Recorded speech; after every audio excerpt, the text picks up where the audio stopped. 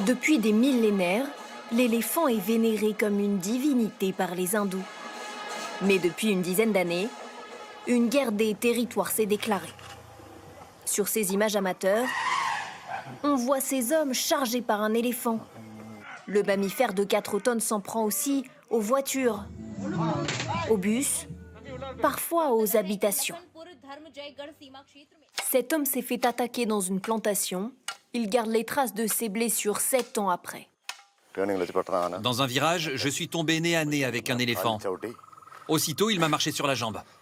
Regardez ici, toute cette partie, il a écrasé. J'ai cru que j'allais mourir. Normalement, l'éléphant est un animal pacifique, sauf s'il se sent attaqué. Et chaque jour, l'homme étend un peu plus son territoire empiétant sur celui de la vie sauvage. Par exemple, cette forêt, désormais coupée en deux par une voie de chemin de fer et une route. Les conséquences sont parfois dramatiques. Une petite fille de 5 ans a perdu la vie ici, il y a 8 mois. Il y avait cet éléphant au milieu de la route. On était sur 2 scooters différents, moi et ma fille sur l'un, mon beau-père et mes 2 neveux sur l'autre. L'éléphant m'a frappé dans le dos, puis sur la jambe. J'avais ma fille dans mes bras, mais quand il m'a frappé, elle est tombée. J'ai perdu connaissance et je ne me souviens plus de rien. La suite, je ne peux pas en parler.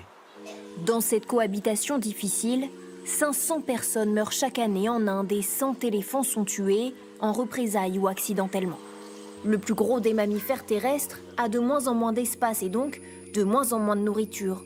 Regardez, il sort sa trompe et attrape les plants de riz comme ça, puis les arrache. C'est la 3e fois en une semaine, alors ce cultivateur installe des clôtures électriques.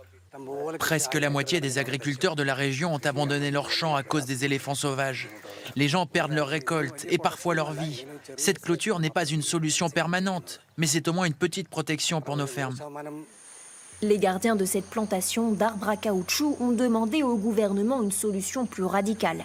Des kumquis, des éléphants dressés spécialement pour chasser les éléphants sauvages. Selon ce représentant d'une association de protection de la vie sauvage, la clé est d'apprendre à coexister, quitte à partager les ressources. C'est le message qu'il essaie de transmettre de village en village.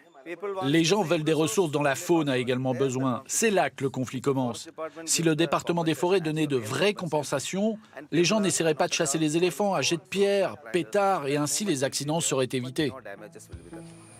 Pour améliorer la cohabitation, des sanctuaires voient le jour un peu partout dans le pays.